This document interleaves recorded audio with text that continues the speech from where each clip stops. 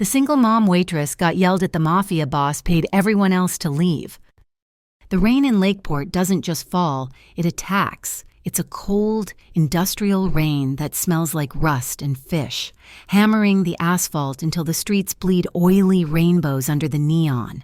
The sign of the Blue Finch Diner was supposed to be blue, but the F had shorted out, so it just buzzed a flickering, desperate blue inch into the puddles. This was my stage, every Tuesday through Saturday, midnight to 6. I'm Lila Navarro. I'm 26 years old, and my world is 4 years old, blonde, and sleeping in the back storeroom on a cot made of potato sacks.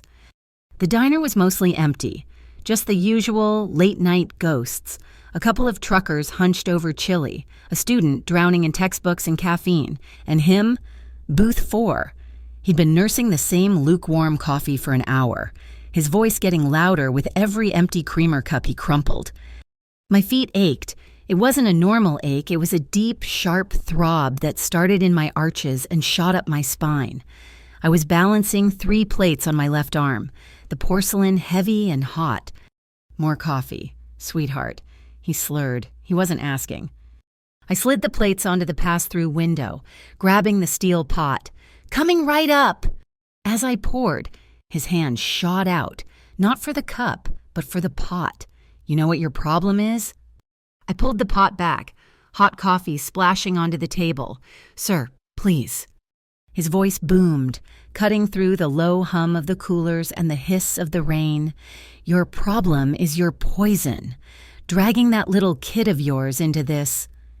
My blood went cold, hot, then cold. My hand tightened on the handle. My son is not your concern. He is when I gotta look at your sour face. He slammed his ceramic mug down. It didn't just slam, it exploded. White shards skittered across the formica. Coffee spraying his jacket and my apron. You think you're better than this? You're nothing. Mel, the night manager, scurried out from the office, wiping his sweaty palms on his apron. He was a man made of lukewarm water and weak excuses. Hey, Riggs, come on, Mel pleaded, his eyes darting to the clock. It's almost 11. You're going to make me call the Civic Compliance Office again. The threat was laughable, but it was the only one Mel had. The CCO loved fining places like the Blue Finch, excessive noise complaints after statutory hours, public disturbance. They were just city-sanctioned bullies who fined us for being poor and loud. Riggs laughed, a wet, hacking sound. Compliance, I'll give you compliance. He lunged. It wasn't fast. It was the heavy, inevitable movement of a drunk man fueled by cheap whiskey and self-loathing. His thick, greasy fingers clamped around my wrist. The diner went dead silent. The clatter of silverware stopped. The truckers froze, mugs halfway to their mouths. The student looked up, eyes wide with fear. Even the rain outside seemed to hold its breath. All I could feel was the pressure of his thumb digging into the bone, the smell of stale alcohol on his breath as he leaned in. Maybe you just need someone to teach you some respect. Huh, little mama. My voice was gone. I just pulled, a useless, weak tug that only made him grip tighter. Then the bell above the door didn't jingle. It was slammed open, a violent crash of metal on glass as the wind and rain blasted inside. 3 men, 2 were built like the harborside cranes, all thick necks and heavy shoulders. Their dark trench coats slick with rain, they fanned out, scanning the diner with dead, professional eyes. The man between them moved differently. He was tall, but it wasn't his height that filled the room. It was the silence he brought with him. He unbuttoned his own coat, a deep, dark blue, tailored so perfectly it seemed to absorb the weak light of the diner. He didn't look at the guards. He didn't look at Riggs. He looked at Mel, who was visibly shaking behind the counter. Stefano Palumbo. I didn't know the name from the papers.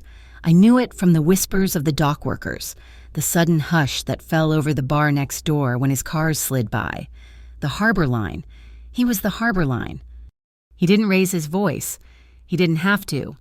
He walked to the counter, his shoes making no sound on the wet linoleum. He reached into his coat and pulled out a stack of money. It wasn't a wallet, it was a brick of hundreds, bound by a simple black band. He dropped it on the counter. The sound was thick, final. "I'm renting the place for the night," he said. His voice was calm, a low rumble like an engine idling, laced with an accent I couldn't place but that spoke of old cities and cold oceans. "Everyone out!" The truckers were already on their feet, throwing bills onto their table. The student was shoving her laptop into her bag. Mel just stared at the money, his mouth open. Riggs, however, was still locked onto me, his drunken bravado overriding the sudden chill in the room. "Hey, I ain't done with my—" Stefano Palumbo turned his head. He didn't look angry. He didn't look anything. He just looked— He tilted his head, a small, inquisitive motion. That's all it took. Riggs's hand didn't just let go. It flew open as if he'd been electrocuted. He stumbled back, knocking over his chair, his face instantly pale and clammy. "Out," Stefano said again, just as calmly. One of his guards held the door. The truckers, the student, and even Riggs scrambled into the night, vanishing into the storm. Mel looked at Stefano, then at the money, then at the door. "You too, Mel," Stefano said, not unkindly. He slid another, smaller stack across the counter. "For closing early, and for the mug." Mel nodded, grabbing the cash in his jacket, and was gone in seconds. The diner was empty. The silence was deafening, broken only by the hiss of the rain on the windows and the drip of the broken coffee mug onto the floor. I was still standing there, my wrist throbbing where Riggs had grabbed it. I was breathing too fast. Stefano Palumbo walked over to the overturned chair and slowly, methodically, set it upright. He picked up a clean, dry towel from the service stack, walked over to me, and held it out. My hand was shaking. I didn't take it. He placed it gently on the counter next to me. "No one gets to touch you," he said, his voice quiet in the sudden emptiness. Not tonight, anyway. I finally looked up. His eyes weren't just cold steel. They were a deep, dark gray, the color of the lake just before a storm, and they were looking right at me. Not at my apron, not at my hair, but at me. "I didn't ask for your help," I whispered. My voice was rough. "I know," he said. In that moment, under the smell of burnt coffee and wet wool, something flickered. A thread of recognition so faint I thought I'd imagined it, a sense that this wasn't the first time this man had stood between me and the dark. It was impossible, but it was there. He didn't say anything else to me, turned his back, a move that should have felt like a dismissal but didn't. He walked to the front window, standing just out of the light, his hands clasped behind his back. He was watching the street, watching the rain, as if he owned them both. I started cleaning up the broken mug, my hands finally steady. That's when I saw it. Across the street, standing in the dark alley between the laundromat and the pawn shop, a shadow, darker than the others. The shadow lifted a hand. A tiny bright light flashed once, a phone. Someone had taken our picture. Stefano didn't move, but I saw his shoulders tense. He already knew. The click of that shutter felt like a gunshot in the quiet diner. It was the sound of a door slamming shut, locking me inside, something I didn't understand. Something had just begun. The silence he left behind was worse than the shouting. It was heavy, ringing in my ears, thick with the smell of wet wool and the metallic tang of the rain outside. I exhaled, the breath shuddering out of me. My hands were shaking. I looked down at my wrist, already seeing the faint, angry red marks where Riggs's fingers had dug in. I turned my back on the front door, on the empty street, and started to clean. It's what I do. I wipe counters, I mop floors, I erase the messes other people leave behind. My rag moved in fast, angry circles, scrubbing away the spilled coffee and the shards of the broken mug. My hands were raw, the skin cracked and dry from the industrial soap Mel ordered by the gallon. It was the cheapest stuff you could buy, smelled like pine sol and regret, and it clung to my skin. My focus was on the back. Through the swinging door, past the walk-in freezer, was the dry goods storeroom. My son, Noah was asleep in there. He was 4 years old. I had him bundled in my good coat on a makeshift cot I'd built between the 50-pound sacks of flour and the giant cans of tomatoes. He was clutching Gully, a stuffed seagull with one eye, the fur worn smooth from 4 years of love. He was safe. He was sleeping. He hadn't heard the yelling. That was the only thing in the world that mattered. I heard a sound behind me, a metallic scrape, then the click of a gas burner. Stefano Palumbo was still there. He had moved behind the counter, into my space. He looked impossibly large and dark against the stainless steel and pale yellow tile. He was examining the old aluminum kettle we used for tea, his expression thoughtful, as if it were a piece of complex machinery. He found the knob and lit the burner. The blue flame hissed to life. He opened the cabinet above my station, his movements economical and precise.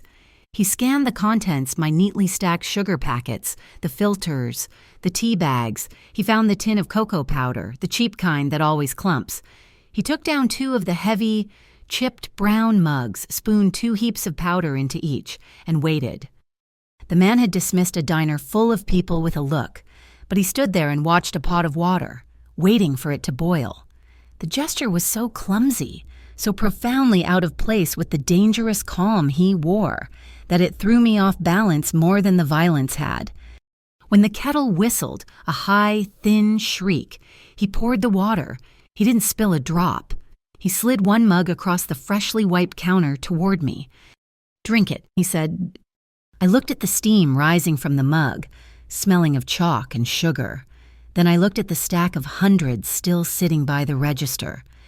"I can't accept that," I said. My voice was hoarse. "That's not a tip.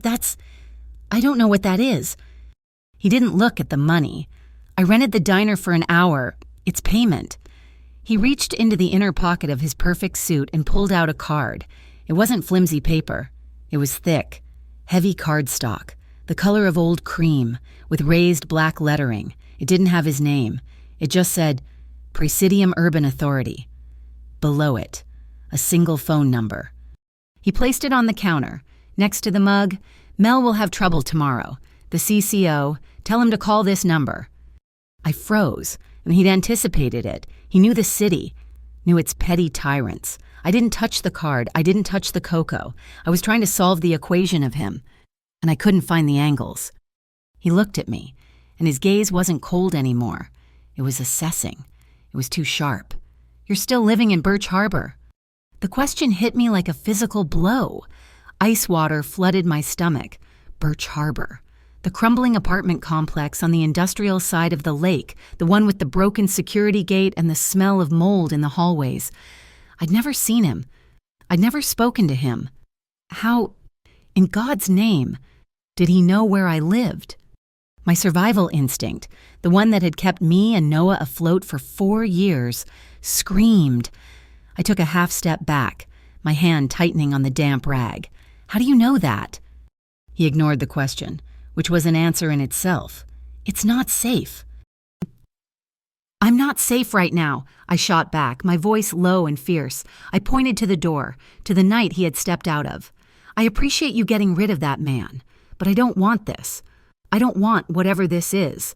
No glamour and no violence. I have a son. I just want to clock out and go home." A muscle in his jaw tightened. He looked away from me, toward the rain-lashed window. "I hate noise, too," he said. So quietly I barely heard him. "I like this diner. I like it in one piece."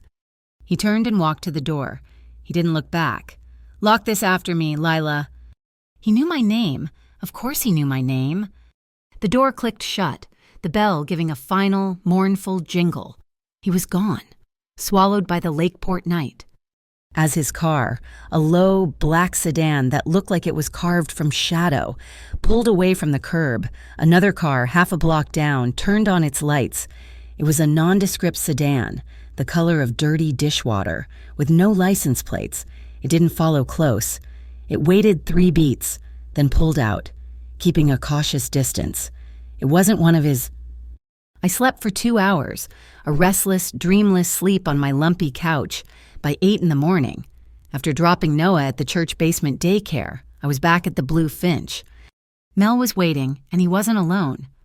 Two men in cheap gray suits stood by the counter, clipboards in hand. They had the smug, bored look of men who wield small power like a club. Civic Compliance Office. Lila Navarro, the taller one said, not waiting for an answer. "We're conducting a surprise inspection," the other one chimed in, his eyes already scanning the kitchen. "Following a series of anonymous complaints." Mel was wringing his hands, his face pale. "Complaints, but we closed early. A private rental." "That's not what the report says," the tall one said, clicking his pen. "Report alleges excessive noise violations after statutory hours. Public endangerment." And he paused for effect. "We have a report of unstable sanitation protocols." He handed the clipboard to Mel. It wasn't one page. It was a stack, thick with violations, each one carrying a fine. They were looking at the seals on the freezers, the tiny crack in the tile by the grill, the wiring on the sign. They were citing us for things that had been fine for 20 years. This wasn't an inspection. It was an assassination. They were trying to shut us down. They were trying to fire me. This wasn't about Riggs. This was retaliation. This was about Stefano Palumbo. Someone wanted me out, jobless and scared. My hand dove into my apron pocket. My fingers touched the thick, expensive card. My phone, the one with the spiderweb crack across the screen, buzzed. A new number. I didn't recognize it. I opened the text. One word. "Stay." I stared at it. Gratitude and terror fought a war in my stomach, leaving me nauseous. He knew. He knew this was coming. Was he protecting me? Or was he the storm I was caught in? I wanted to run. I wanted to grab Noah, pack our single duffel bag, and buy a one-way bus ticket to anywhere but Lakeport. I picked Noah up at 5. The storm had passed, but the air was cold and wet, the wind sharp. He was quiet, holding Gully tight, as we stood waiting for the crosstown bus. The wind howled off the lake, a high-pitched, mournful sound. Noah looked up at me, his small face etched with worry. "Mommy," he whispered, "is Gully scared of the thunder?" I knelt, pulling him into my jacket. I buried my face in his hair, which smelled like crayons and graham crackers. The fear didn't vanish, but it crystallized. It turned hard, from a shivering fog into a sharp, clear piece of glass, anger. They could find Mel. They could threaten my job. They could follow the mafia boss, but they did not get to scare my son. "No, baby," I whispered back, my voice steady and cold. "Gully isn't scared, and neither am I." I wasn't running. As the bus hissed to a stop, I looked back at the diner. The wind caught the sign, making it swing wildly. The broken F in Finch sparked, sputtered, and died, leaving the sign to read "Blue Inch" against the darkening gray sky. The storm was just getting started. My hands were still shaking when I got home. Long after the rain had stopped, the text message, that single word, "stay," felt like a brand in my pocket. It was easy for him to say. He wasn't the one who had to face Mel's panicked expression, or the two smug CCO agents who looked like they'd never missed a meal or paid for one. Mel had made the call, and he'd used the cream-colored card. I wasn't in the office. I was wiping down the booths, but I heard the change in his voice through the thin wall. His usual whine, the one that always sounded like a plea, sharpened. It became clipped. "Yes," he said. "I understand. I'll await your clarification." The two agents left. They didn't apologize. They just packed their clipboards, their faces tight and confused, and said they would reevaluate the filed complaints. The diner was quiet that day. The victory felt thin, like weak coffee. I wasn't just a waitress anymore. I was a problem. I was somehow attached to him. I picked Noah up from the church basement and carried him the 3 blocks home. He was a warm, sleepy weight against my chest, his breath puffing against my neck, smelling of apple juice and crayons. I climbed the 3 flights to our apartment in Birch Harbor, my keys already in my hand. That's when I saw it. It wasn't mailed. It was taped to my door, a plain white envelope, the kind you buy in packs of 50, my name, Leela Navarro, was typed on it. My stomach dropped, the same cold, sharp fall I'd felt when Riggs grabbed my wrist. I fumbled with the lock, got Noah inside, and laid him on the couch. He curled up instantly, pulling Gully close. I peeled the envelope off the wood. The paper inside was cheap, thin. The message was short, and it wasn't a whisper. It was a threat. "We know you value the diner. We know you value your son's quiet. The CCO can make things loud. They can inspect where he sleeps when you work. Give up the Bluefinch. Be sick for a week. Let it die. Or we'll file the reports. Your choice." I read it twice. My breath hitched. Where he sleeps. The storeroom. The cot made of potato sacks. This wasn't about noise. This was about Noah. They weren't threatening violence. They were threatening the law. They were threatening to send a social worker, a person with a clipboard just like the CCO agents, to look at my life and find it lacking. They were threatening to take my son because I was poor. I sank onto the cracked linoleum of my kitchen floor, the letter trembling in my hand. I wanted to run. I wanted to pack our one bag and disappear. But I saw the card. It was still on my counter, where I'd tossed it last night. Presidium Urban Authority. And a memory, cold and sharp as an icicle, stabbed through my panic. It wasn't a memory of Stefano. It was a memory of the name. 3 years ago, not rain, but a blizzard, the city was paralyzed under 2 feet of snow. I was working a double. The diner buried in white, the back door, the one that always sticks, had been thrown open. A kid, no older than 16, had fallen in. He was bleeding, a dark stain spreading across his thin jacket, his breath coming in white clouds. "They're coming," he'd gasped, his eyes wide with terror. "Please!" I shoved him into the cold storage, back behind the crates of onions and potatoes, and slammed the heavy door. 2 men came in seconds later, their faces hard and blue from the cold. I lied. I said I saw someone running toward the docks. They left. The kid was fading. He begged me not to call 911. He said they'd find him. He'd pushed a crumpled napkin into my hand, a phone number. "Call this," he whispered. "Tell them Cormac is at the Finch. Tell them." I dialed, a woman's voice, calm and professional, answered on the first ring. Presidium. I'd said the words, "Cormac is at the Blue Finch. He's hurt." Then I hung up. An anonymous call. 10 minutes later, a silent, dark car had appeared through the snow. They took him. I scrubbed the blood off the floor before the morning manager arrived. I never saw the boy again. I never forgot the name. My hand closed around the card. I wasn't calling an anonymous number this time. I dialed. It rang once.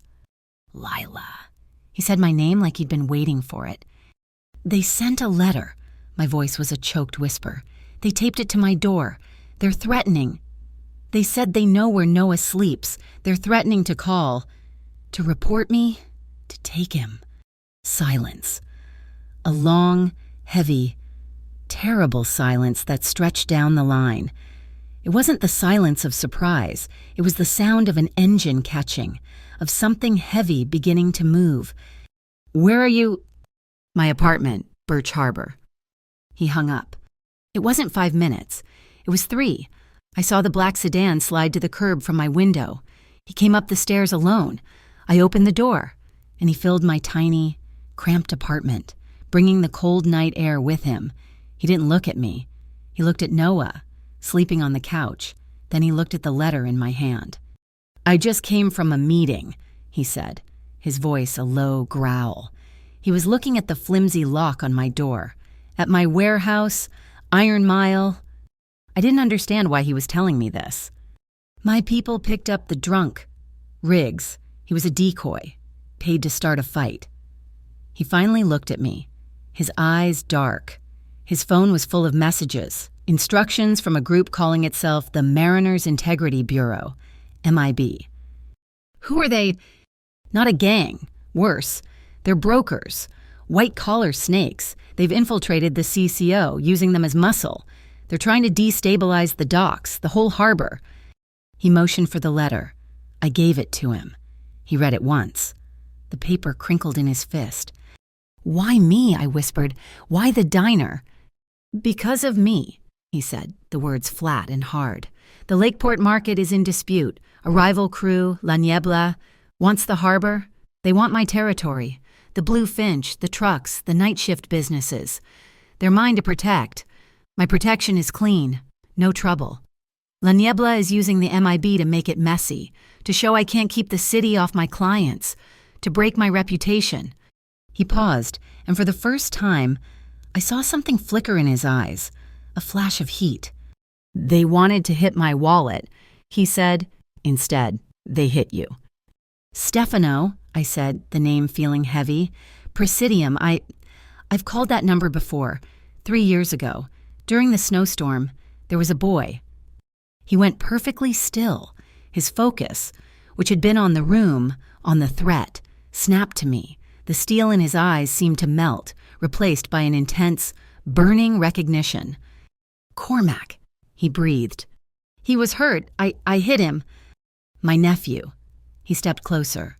You were the anonymous call, the benefactor, my advisor, Maeve. She's been searching for the Angel of the Finch for 3 years. I was just a waitress, I said, my voice shaking. I didn't want him to die. You saved his life. The air between us changed. The dead I never knew existed was suddenly real, hanging in the space between us. He pulled out his phone, and he didn't dial. He spoke into it, his voice clipped. Maeve, the CCO harassment at the Finch, it's time. File the counter-complaint, harassment, misuse of municipal codes, and cite the mixed-use zoning ordinance for the Harbor District. I want it on the commissioner's desk in an hour. He put the phone away and looked at me. My lawyers will handle the CCO. They will bury them in paper until they forget your name. He was shielding me. This man, who commanded the shadows of the city, was building a wall around me made of law and procedure. I felt a wave of relief so powerful it made my knees weak. I was safe. Noah was safe. But as he moved to the door, he stopped. He looked at my son, then back at me. The relief was still there, but it was joined by something else. Something cold. I was protected, yes. But I was also spotlighted. I had traded the fear of the CCO for the attention of the harbor line, my independence. The only thing I truly owned felt like it was slipping through my fingers. I was his, not because he'd claimed me, but because his enemies had... My heart was trapped, suspended between gratitude for the safety he offered and a terrifying fear of the price. The legal papers from Presidium worked like a steel door slamming shut. The CCO agents vanished. Mel stopped sweating and started brewing coffee again, giving me wide, respectful berths. The diner settled back into its rhythm, but it was a false peace. The silence was too loud. We were clean, we were legal, but we were marked. The counterattack came 2 nights later. It wasn't loud, it was slick. My regulars, the truckers, were quiet. A few of them slid their phones across the counter to me, their faces apologetic. "Lila," said Big Jim, a man who'd eaten my meatloaf 3 times a week for a decade. "You need to see this." It was a video, already making the rounds on the local Lakeport feeds. The title was, "What's Really in Your Blue Finch Chili?" The footage was grainy, shot on a shaky phone, showing a kitchen. It was disgusting. Rust-caked shelves, grease thick on the walls, unidentifiable meat sitting in murky water on the floor. A gloved hand pointed to a date stamp on a box, showing it was weeks out of date. Then it panned to a blurry shot of the Blue Finch's exterior. My stomach turned. "That's not my kitchen." "We know, honey," Big Jim said, his voice a low rumble. "But the kids on the internet, they don't... This thing's got 1,000 shares since midnight." It was a lie, a complete fabrication. The kitchen in the video was some abandoned industrial locker, but they'd edited it perfectly to look like it was our back room. It was designed to ruin us, to turn the public against the one place Stefano had protected. They couldn't shut me down with the law, so they were using shame. I called the number. He answered on the first ring, as if he'd been waiting. "They posted a video," I said, my voice flat. All the panic burned out of me, leaving only cold rage. A fake one of my kitchen. I've seen it. His voice was clipped, tight. I could hear other voices in the background, a woman's, sharp and analytical, and a man's, deep and questioning. He was in his warehouse. He was in his element. My man, Armin, just traced the video's watermark. Stefano said, "It's coded. It came from a production studio in the North Yarrow red light district." A studio. A front. The lease is registered to a woman named Ellie Quaid. She's a community activist on the CCO payroll, a lobbyist. I heard the woman's voice clearly then. Maeve. Stefano. A direct hit is too messy. It's what they want. You smash her studio. They paint you as the villain. We hit their money. We hit their legal standing. She put Lila's face next to rotting meat. Maeve. Stefano's voice was a low snarl. And you will crush her for it, but with a scalpel, not a sledgehammer. I gripped the phone. They were deciding my fate, debating tactics over my life. The old Lila, the one from 4 days ago, would have hung up. She would have scrubbed the floors and prayed. This Lila was different. "I'm not waiting," I said into the phone. The voices on his end stopped. "Lila," Stefano started. "They're attacking my work, my name. I'm going to defend it." I looked around my kitchen. The spotless steel, the neatly labeled bins, the clean, swept floor. I'm going to show them the truth. "What are you doing?" "Big Jim," I called out, putting the phone on speaker and setting it on the counter. "You and the boys still have your phones." Big Jim grinned. "Always, honey." "Pull them out. Go live. Tag every Lakeport newsfeed you can find. I'm giving a tour." Stefano was silent on the line. I didn't wait for his permission. I grabbed my own phone, opened my social feed, and hit the Go Live button for the first time in my life. "My name is Lila Navarro," I said, my voice shaking but strong. "I'm the night shift waitress at the Blue Finch Diner. Someone just posted a video saying my kitchen is filthy. They're lying." I turned the camera around. "This," I said, pushing open the swinging door, "is my kitchen." I walked them through. I opened the walk-in. "Here are my vegetables, dated this morning." I pointed the camera at the shelves. "Here are my dry goods, sealed and clean." I ran my hand along the grill. "This is the grill, scrubbed clean every single night." Big Jim and his friends were following me, their own cameras rolling, adding their own commentary. "Best damn kitchen in Lakeport. I'd eat off this floor. That video's garbage." I walked into the storeroom, and this, I said, my voice softening, is where my son sleeps. I panned to the cot, to Noah, fast asleep with Gully tucked under his arm, because I'm a single mother, and I do whatever it takes. You want to attack me. You want to attack my diner. You're attacking my home, and I won't stand for it. The comments started flooding in. Outrage, support. The night shift community of Lakeport was waking up. The narrative was shifting. I ended the stream. I was shaking, high on adrenaline and defiance. The phone on the counter was silent, then Stefano's voice, very low. That was effective. "It was the truth," I said, scrubbing my face with my hands. "I am on my way." He arrived 20 minutes later. The diner was busy now, a wave of supporters and curious locals filling the booths, energized by the online drama. Stefano walked in, not as a boss, but as a shadow. He didn't come to the counter. He took the back booth, the one in the corner, and just watched. He ordered a black coffee, and I served it. Our fingers didn't touch, but the heat from his hand seemed to radiate off the ceramic. The night was loud, frenetic, then a squeal of tires right outside the front door. A massive 18-wheeler, not one of my regulars, laid on its horn and slammed its brakes. Stopping inches from the crosswalk, the sound was a violation, a gunshot blast in the crowded room. In the back storeroom, Noah woke up. He didn't just wake, he screamed, a raw, terrified wail that cut through every other sound. Before I could even move, before I could drop the coffee pot, Stefano was out of the booth. He wasn't fast, he was instant. He moved past me, his hand brushing my back, a steady, solid pressure, and disappeared into the storeroom. The diner patrons were all looking out the window at the truck, which was already pulling away. its horn blaring again in mockery. No one had seen. I ran to the back. I stopped in the doorway. The storeroom was dim, lit only by the yellow glow from the kitchen. Noah was standing on the cot, his small body rigid with terror, tears streaming down his face. Stefano was kneeling in front of him. He wasn't touching him. He was just there, a mountain of stillness in his dark suit. It was just a noise, Stefano said, his voice a low, soft rumble I barely recognized.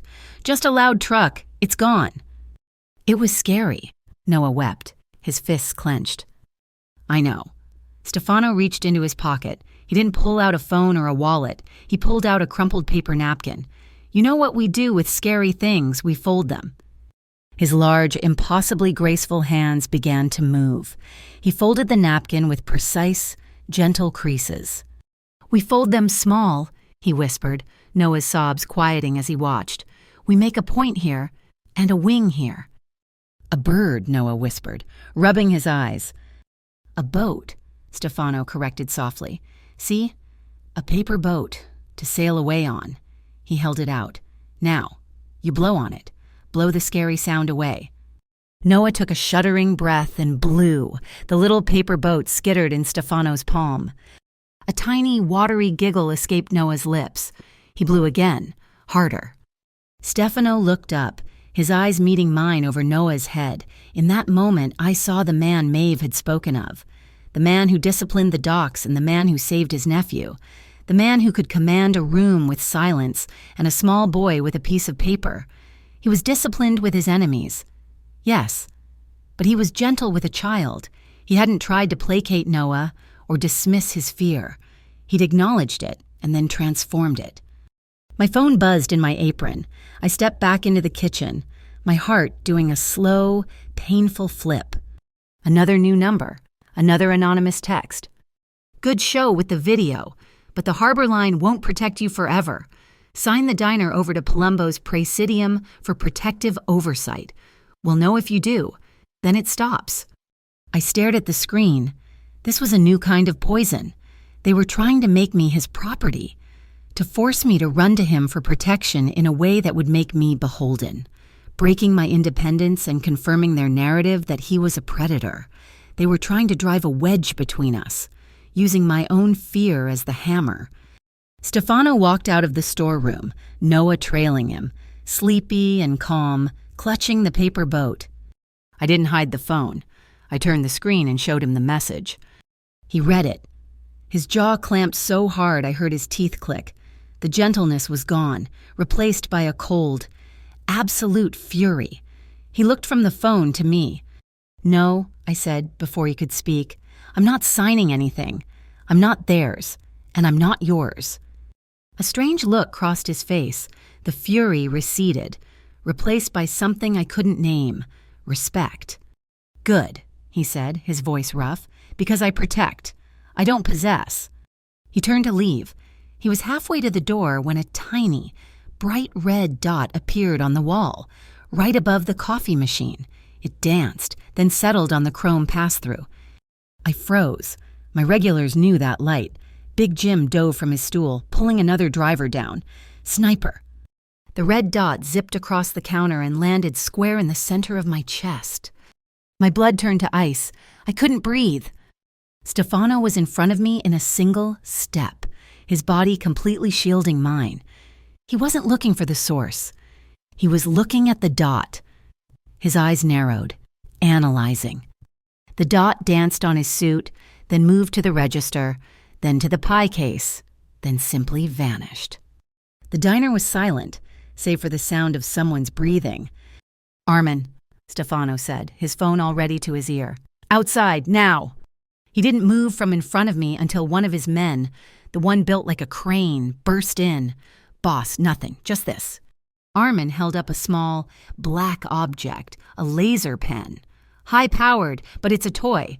They taped the button down and wedged it in the scaffolding across the street.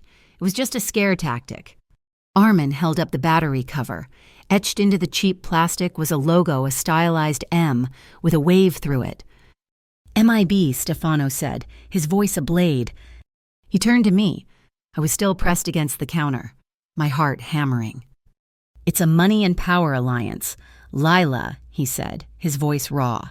"La Niebla, the MIB, and Ellie Quaid, they couldn't break me with laws. They couldn't break you with shame. So now they're using fear."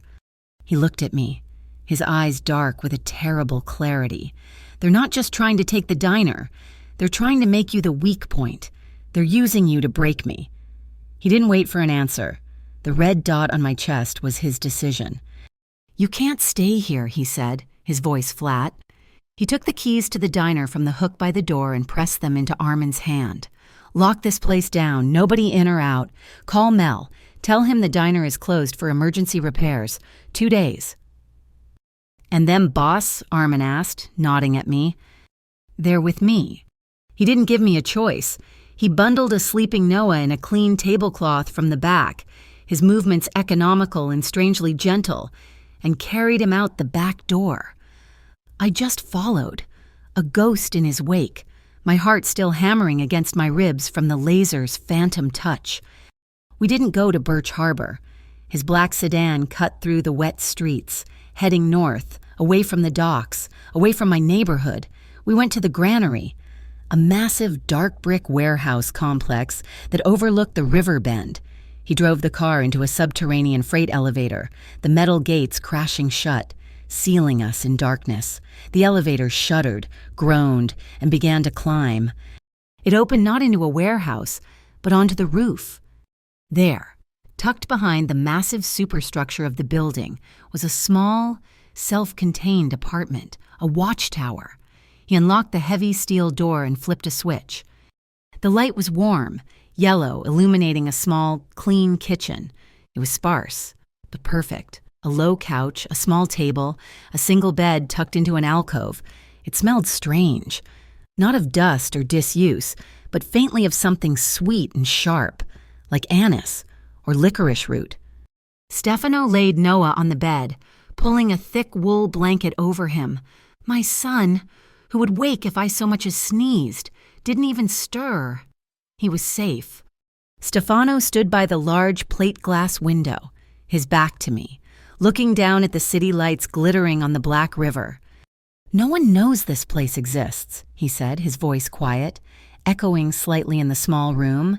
"Not La Niebla, not the MIB. You'll stay here until I'm finished." "Finished with what?" I whispered, rubbing my arms. "With them." He turned, and the exhaustion I hadn't seen on him before was there, etching fine lines around his eyes. "You asked me why I'm doing this, why I stepped into your diner." I waited. "My family. We're not new to Lakeport, but when I took control from my father, the transition was not clean. There were challenges. My sister's boy, Cormac, he was 16. He was reckless. He got caught in the middle."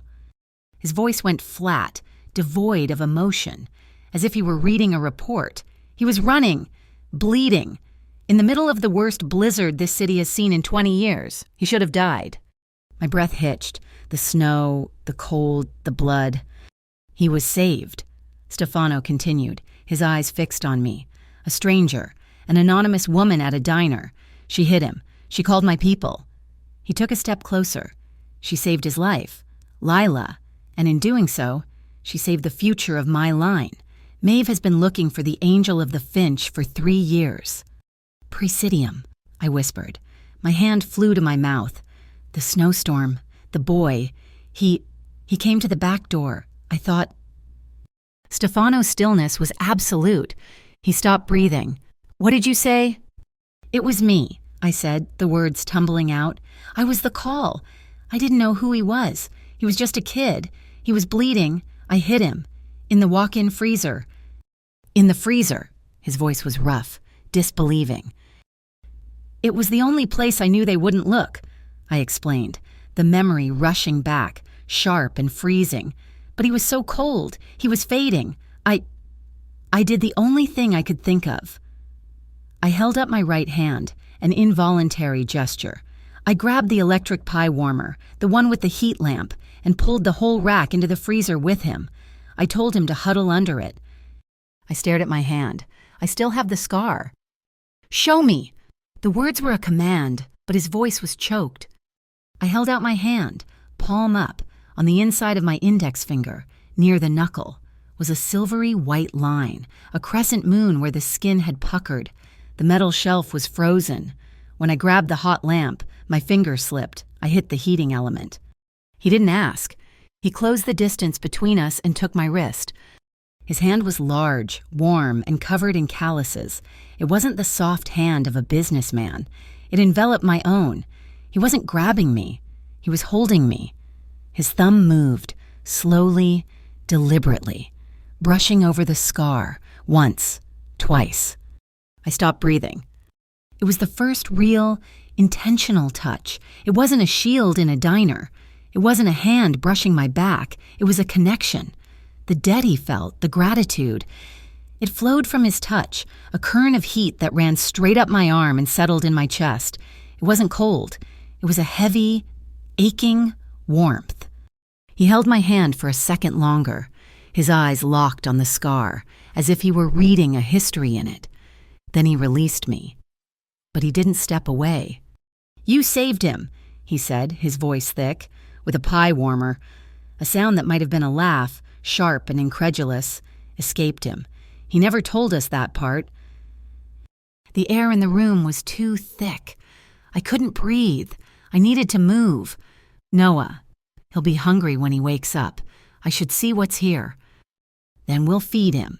Stefano said. He turned to the small, perfectly stocked kitchen. He opened the pantry. Onions, beef stock, a loaf of stale bread, a block of hard cheese, and he looked at me. "Can you make soup?" I nodded. We worked. He took a heavy chef's knife from a block and began to slice the onions. His movements were swift, precise, economical. I found a heavy bottom pot. We didn't talk. We moved around each other in the tiny space, a strange, silent dance. He, in his $1,000 suit, caramelizing onions, me, in my coffee-stained apron, stirring the pot. The apartment filled with the rich, sweet smell, chasing away the faint scent of licorice. Noah woke to the aroma. He padded out, his hair wild, dragging Gully by one wing. He saw Stefano and froze. "It's just soup, baby," I said, my voice soft. Stefano wiped his hands on a clean towel. He tore a piece of the bread and handed it to Noah. "For the assistant chef," he said. Noah looked at me, then at Stefano. When he took the bread, a tiny, sleepy giggle escaped him. While the soup simmered, Stefano sat at the small table with Noah. He took a receipt from his pocket and began to fold it. Not a boat this time. His large hands moved with intricate, precise creases, a point here, a wing here, a long, delicate neck, a paper crane. Noah watched, mesmerized. I served the soup in 3 heavy bowls. We sat at the small table, me, my son, and the man his enemies were trying to destroy, for a single surreal moment, watching Noah try to make the crane drink the soup, watching the corners of Stefano's eyes crinkle as he watched him. We felt like a family. It was an illusion, fragile and impossible, but it was warm. After Noah was asleep again, bundled securely on the couch, the silence returned, charged with the unspoken. Stefano nodded toward a steel door. "The air is better out here." It opened onto the flat, gravel roof. The rain had softened to a fine mist, the wind cold and clean. We stood under a deep overhang, shielded from the weather. Lakeport was a glittering, cold jewel spread out below us. The lake itself was a vast, black emptiness. We stood side by side, and we weren't touching, but I was aware of every inch of him. The heat radiating from his body, the scent of the cold night air, and the clean, sharp smell of his wool coat. My shoulder brushed his arm. He didn't pull away. I didn't either. We breathed in the same rhythm, the mist settling on our faces. "That first night, man," he said, his voice quiet, almost lost to the wind, "at the diner, when I paid everyone to leave. You were making a point," I said. "No." He turned his head, his profile a sharp silhouette against the city lights.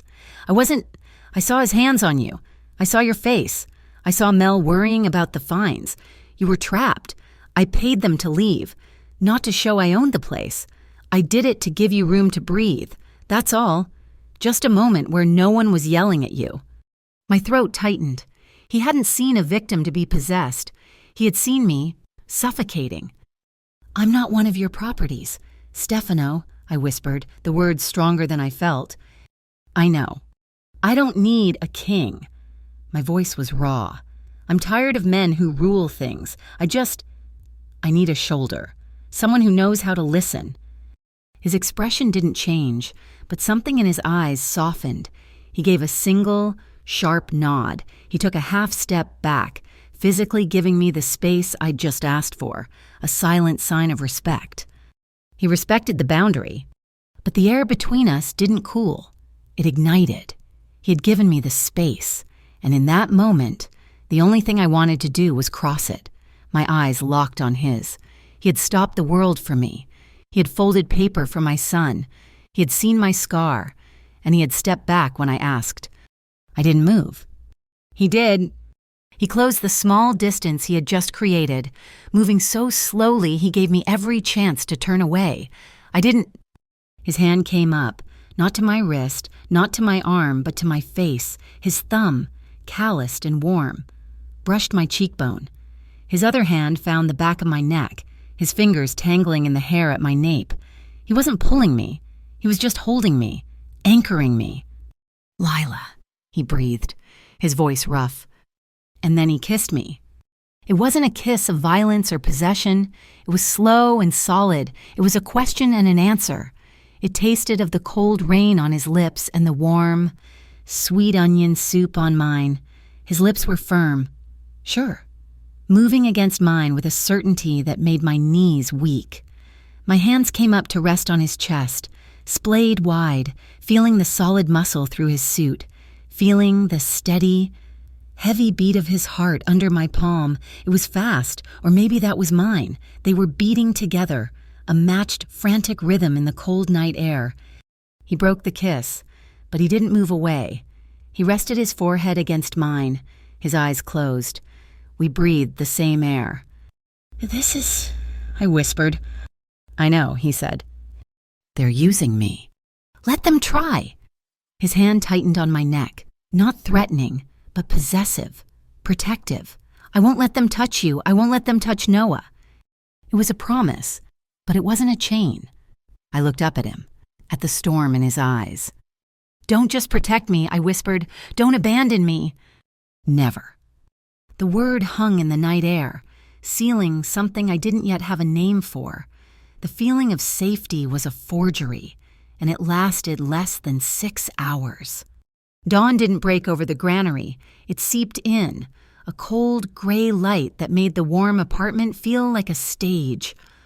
I woke up on the couch, Stefano in a chair opposite me, his head finally resting against the back, his eyes closed but not asleep.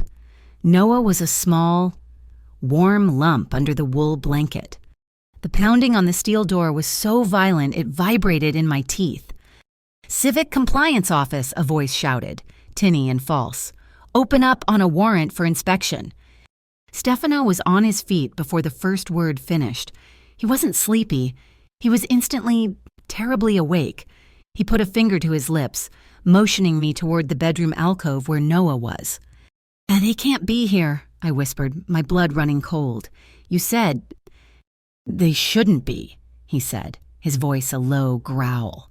He pulled his phone, hitting a single button. "Maeve, they're at the granary. CCO. How—" The pounding came again, heavier. "We will force entry." Stefano's phone buzzed in his hand. He looked at the screen. A message from his team downstairs. "They're clear. It's just 2 men. They came up the fire stairs." He looked at me, his eyes dark. They knew. He strode to the door and unlocked it. He didn't open it. He let them. 2 CCO agents, the same cheap gray suits, stumbled in, surprised by the lack of resistance. They looked shocked to see him. They were expecting me and a 4-year-old. "Stefano Palumbo," the first agent said, his voice faltering as he tried to regain his footing. He held out a piece of paper. "We have a warrant to inspect this dwelling. Reports of an unsanctioned residential unit." Stefano didn't take the paper. He let it hang in the air. From who? An anonymous complaint, the second agent said, puffing up. Stefano's phone, which was still in his hand and live, crackled. Maeve's voice, sharp and clear as glass, cut through the room. The warrant, Stefano, look at the seal. Lower left. Stefano looked down at the paper. It's the Lakeport Municipal Seal. No, it's not, Maeve's voice snapped. The eagle's talon is facing left. On the real seal, it faces right. It's a forgery. A good one. But it's MIB work. It won't hold up in court. They're not here as officers. They're here as trespassers. The two agents looked at the phone, then at each other, their faces instantly pale. They had been sent in blind. "Get out of my building!" Stefano said, his voice dropping to a whisper. It was more terrifying than any shout. The agents scrambled, tripping over each other to get out the door. Stefano slammed it behind them. "They're burning their assets," he said, pacing, getting desperate. His phone rang again, a different ring. He looked at the screen. "Armin?" He answered, "What?" I watched his face. The muscles in his jaw seized, the color drained from his skin, leaving a sallow, angry tightness. The stillness I had come to associate with him, the deep, cold control, shattered. "What?" I asked, my hand going to my throat. He didn't look at me. He looked through me, at the wall behind. "The diner," he said, his voice a raw, broken thing. "Lila, the bluefinch." "What about it?" "It's on fire." I didn't feel the floor. I didn't feel the air. I just moved, grabbing my keys, my coat, my son. No, he's lying. It's not. "Lila, wait." He grabbed my arm, his grip like a steel band. "Let go of me. I have to go. I have to." "It's done," he said, his voice harsh, pulling me back to reality. "Armin's team is there. The fire is small, contained, but they did it." I stopped. The fight drained out of me, leaving a hollow, aching void. The diner, my diner, the smell of coffee, the hiss of the grill, the one place that was mine. They had put fire to it. "He caught him," Stefano said, still on the phone, listening. "The arsonist. Caught him in the alley 2 blocks away, reeking of gasoline. A kid, Seb Cade, a driver's mate for La Niebla." He went silent again. What did he say? "Armin, what did he say?" Stefano closed his eyes. He didn't need to tell me. I knew. "He kept saying one thing," Stefano whispered, lowering the phone. "Over and over. Ellie paid me. Ellie Quaid, the MIB lobbyist." He put the phone away. He walked to the window and placed his hands on the glass, his back to me. The knuckles on both hands were white. He was shaking. Not from fear, from a rage so profound it was a physical force, a vibration I could feel from across the room. "She used a La Niebla kid to burn a civilian target," he said to the glass. "She tied them all together. She crossed the line." "Stefano," I said. "I am going to end this," he said. He turned. His eyes were not the eyes I had kissed. They were flat, black, and dead. "I am going to find Ellie Quaid, and I am going to make her disappear. I am going to take her to a place where no one will ever hear her scream." The violence in his voice was absolute. He meant it. He was a man who built his life on rules, and they had broken every one. I walked toward him. Who'd run from violence my whole life. I walked toward the most dangerous man in Lakeport, who was seconds from becoming a monster. "No," I said. He stared at me, uncomprehending. "Get out of my way, Lila!" "No." I put my hand on his chest. The heart under my palm was a runaway train. This is what they want. They want you to be the animal. They want you to be the thug who makes women disappear.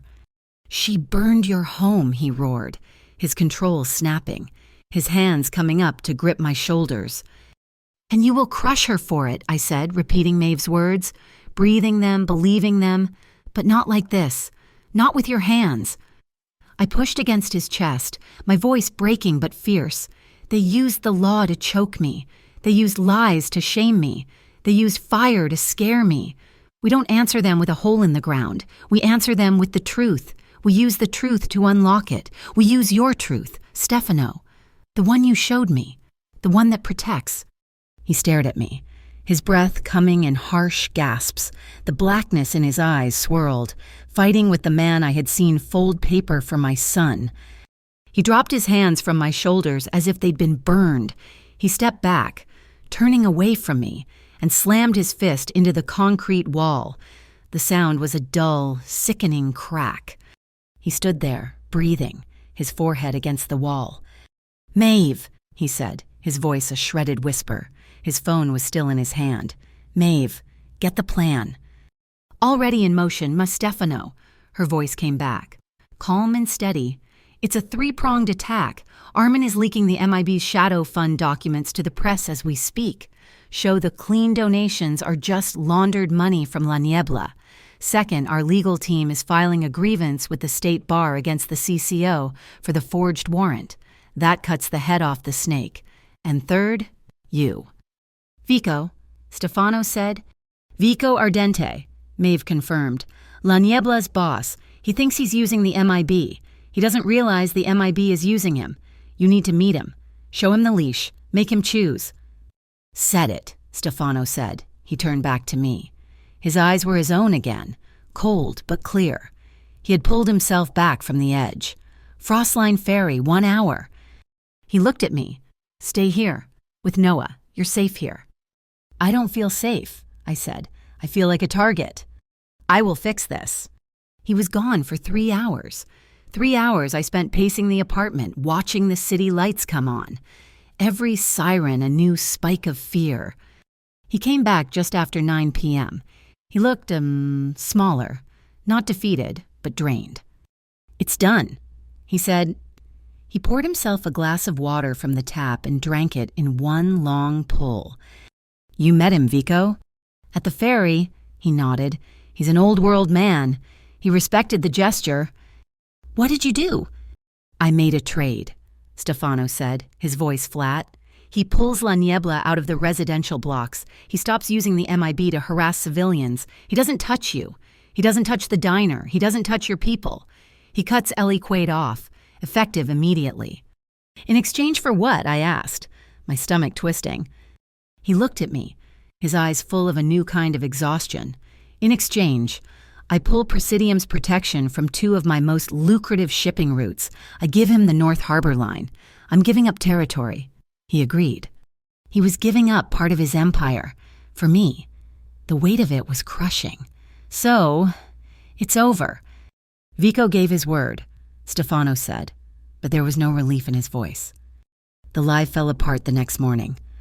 We were watching the small TV in the apartment. The local news was on.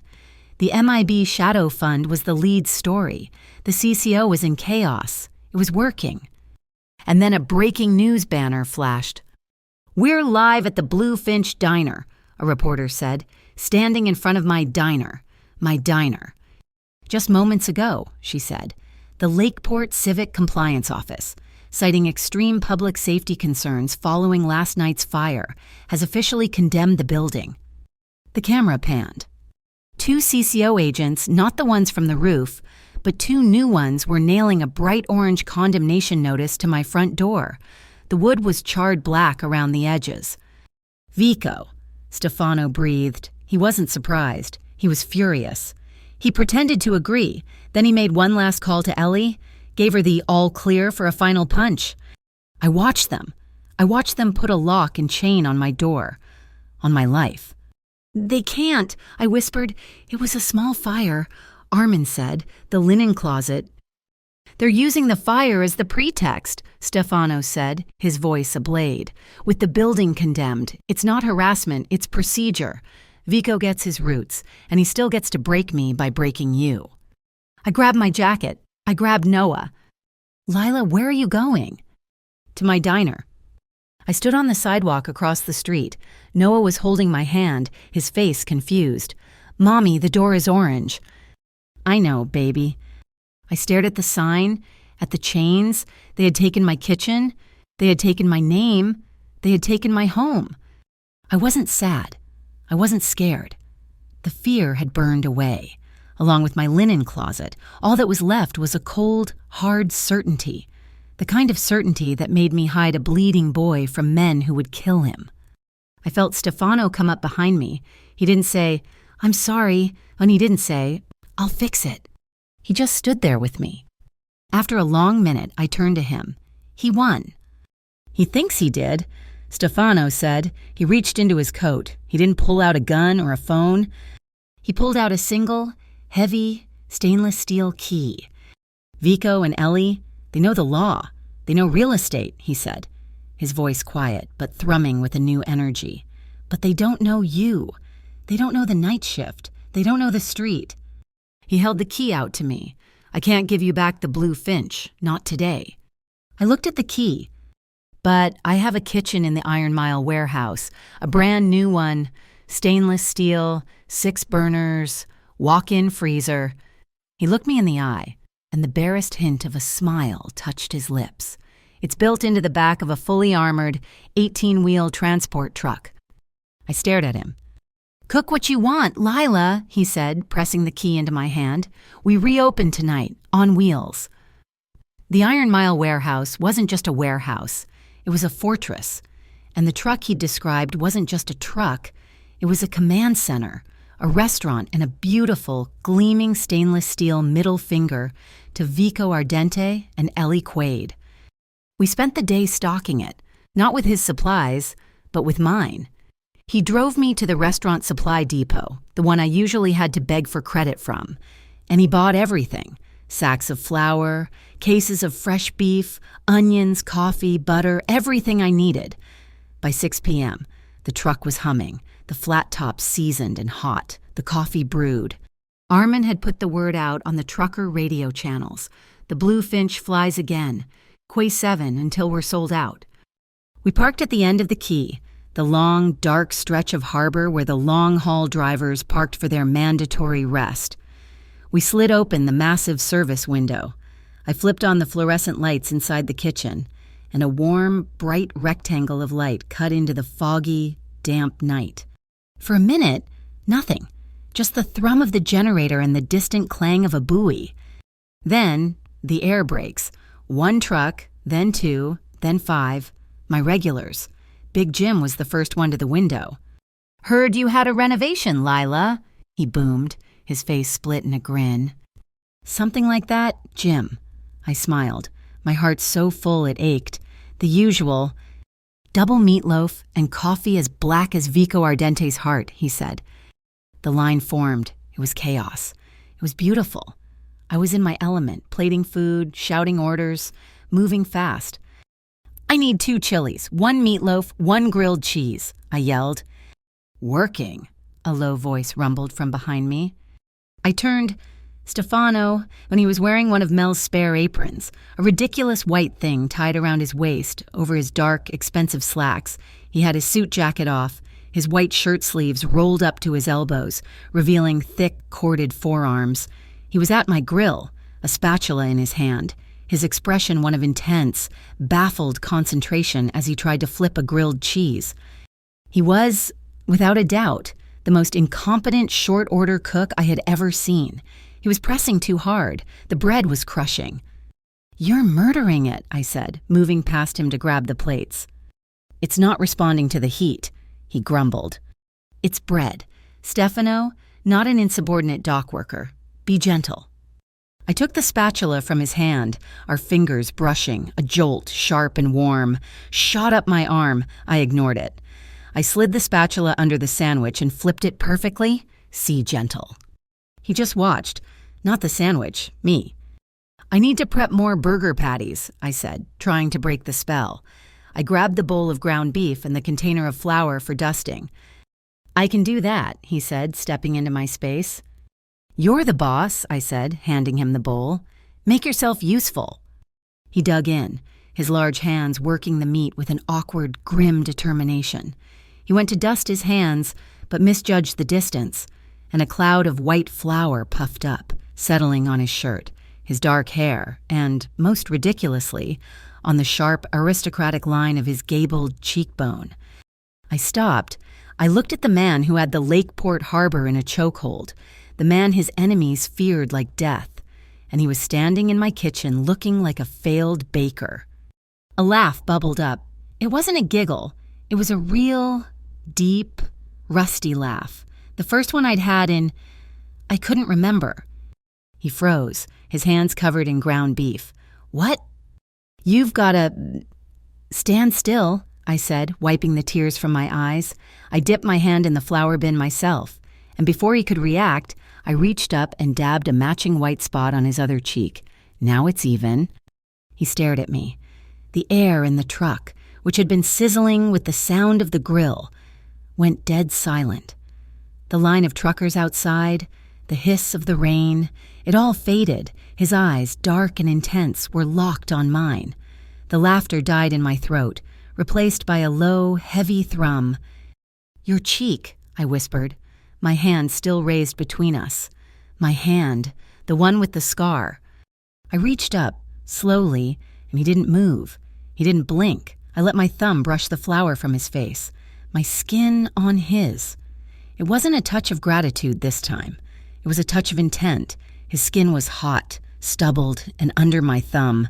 I felt a muscle jump. I pulled my hand back as if I'd been burned. "Next order," I said, my voice coming out as a squeak. By 2 a.m., we were sold out. The last truck pulled away. I counted the cash drawer. It was double what I usually made. The tips were insane. "Not a bad night," I said, wiping down the steel counter. Stefano was just watching me. He hadn't said more than 10 words in the last hour. He'd just worked, cleaning what I dirtied, handing me what I needed before I asked for it. Noah was asleep. The truck cab had a small, surprisingly plush sleeper compartment. I'd bundled him in there hours ago. He was safe, warm, and surrounded by armored steel. It was just us. The rain had started again, a soft, steady drum on the truck's metal roof. The generator hummed. The kitchen lights felt too bright. I moved to turn them off, but as I reached for the switch, his hand covered mine. "Leave them on," he said, his voice a low rasp. I turned to face him. We were in a long, narrow metal box. He was between me and the door. He wasn't blocking me. He was just there. The heat from the grill was gone, but the heat from him was overwhelming. My heart was doing that stupid, heavy rhythm again, beating against my ribs like it wanted out. I was tired. I was so tired of being scared, of running, of fighting, and this man, he had been the storm, and now he was the eye of it. I didn't think. I just acted. I reached up. I didn't grab his shirt. I fisted my hand in the ridiculous, flour-dusted apron at his collar. I pulled him down. His eyes widened, just for a second, in surprise, and then he came. He met me halfway. This kiss was not the cold, questioning kiss from the rooftop. This was a claiming, or maybe a surrendering. His mouth was on mine, hard and sure.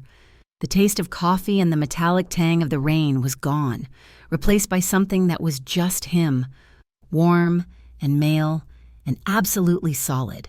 My other hand came up, splayed against his chest, feeling the frantic, heavy beat of his heart.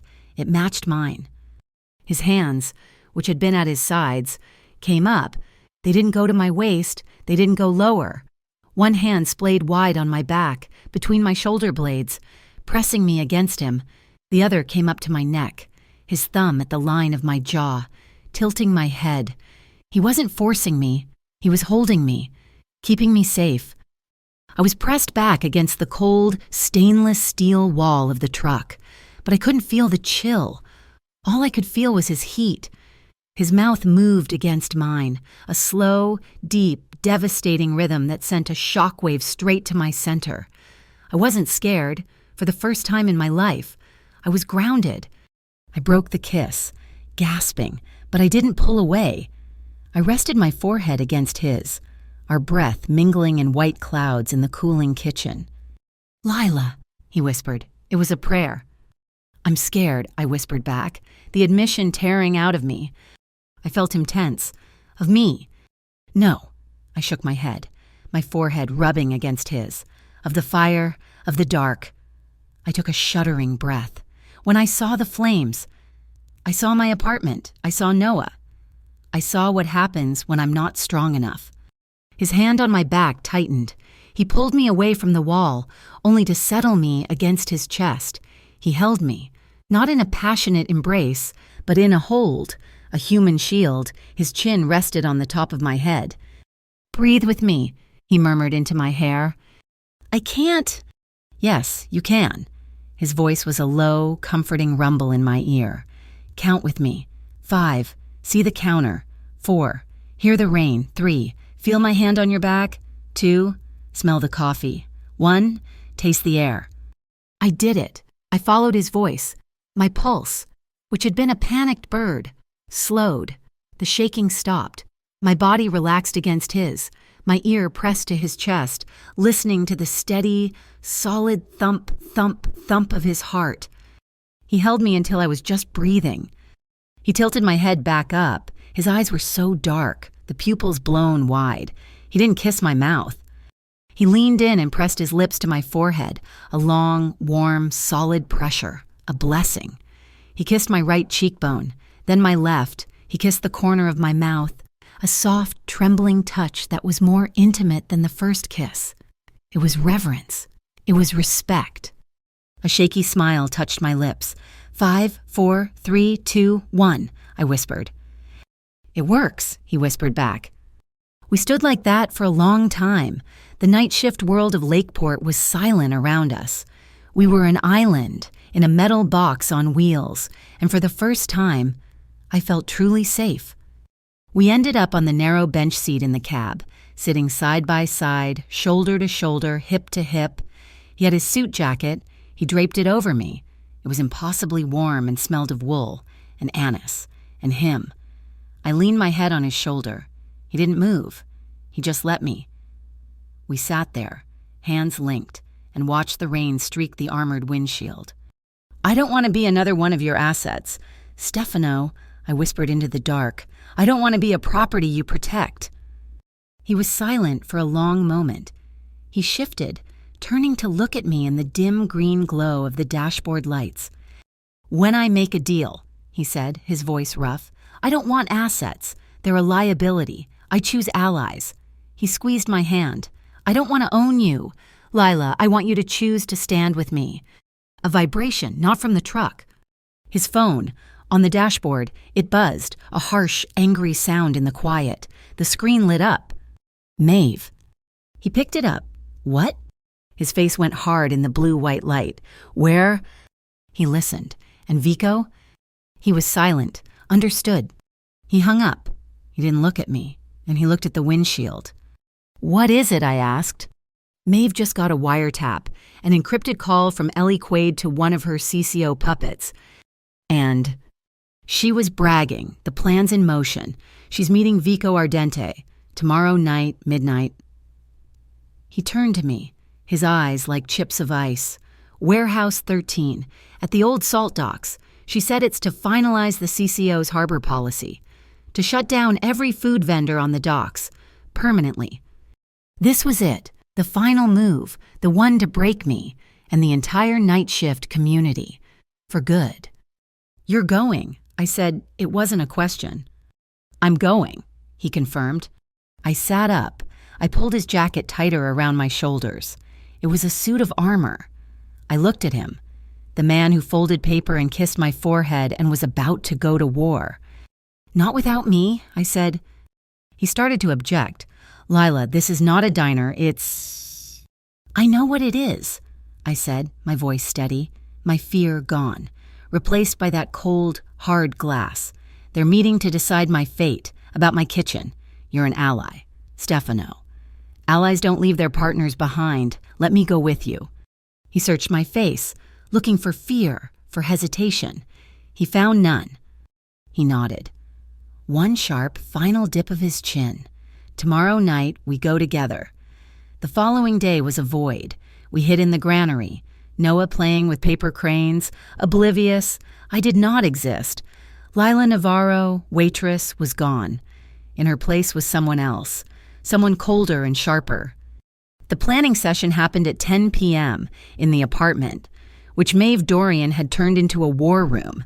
She was a woman in her 40s, with sharp, intelligent eyes and hair pulled back so tight it looked painful. She was the voice on the phone, the scalpel to Stefano's sledgehammer. "Warehouse 13 is a trap," she said, laying out a blueprint on the table. "It's owned by a shell corporation Vico controls. 2 ways in, 1 way out for vehicles, but," she tapped a pencil on a dotted line on the map, "1 way out for product." "The old salt chute," Stefano said, his eyes on the blueprint. "Exactly," Maeve said. "It's a covered, corrugated metal slide from the 3rd-floor processing room down to the water. It's been dry for 20 years. It's our emergency exit." She slid a small, button-sized object across the table to me. "This is a pin camera with a live audio feed. It goes on your lapel." She handed me a crisp, new work uniform, a white polo shirt with a logo, Lakeport Commercial Linens. "You're the new night shift delivery driver," Maeve said, her eyes boring into mine. "You're late. You're lost. You're supposed to be dropping off towels at Warehouse 10. You will go to the side door. Here." She tapped the map. "You will look confused. The meeting is in the foreman's office, adjacent to the loading bay. You'll have 3, maybe 4 minutes before they kick you out." "And if they don't let me in?" I asked, my voice steady. "They will," Stefano said. "You'll look harmless and they'll be arrogant. They won't see you." "While you're inside," Maeve continued, "Armin and his team will be in the rafters, silent. Stefano will be on the roof, by the chute access. My team, the gray team, will be parked 2 blocks away." She handed me a small, flat piece of plastic. "This is a single-use document. It's a fake price list. It details CCO fines, with a convenience fee percentage payable directly to a numbered account. It has a very good forgery of the CCO seal." "You want me to plant it?" I asked. "No," Maeve said. "You're going to drop it, by accident, right where Vico can see it." "You're building a psychological trap," I said, looking at the forged paper. "You want Vico to think Ellie is skimming off the top? That the MIB is cutting him out?" Maeve almost smiled. "She's a fast learner. Stefano just nodded, handing me a small, heavy-duty trucker's radio. "When you're out, when you're clear, you press this button. Big Jim and his friends will be waiting." "Waiting for what?" "The signal," Stefano said. "For the noise." Midnight. The salt docks were a graveyard of rusted metal and crumbling concrete, smelling of dead fish and diesel. I parked the linen truck where they told me, my knuckles white on the wheel. My heart was a hummingbird. 5. See the rust on the door. 4. Hear the foghorn on the lake. 3. Feel the pin camera on my collar. 2. Smell the salt water. 1. Taste the fear. I got out. I did what Maeve said. I looked lost. I looked harmless.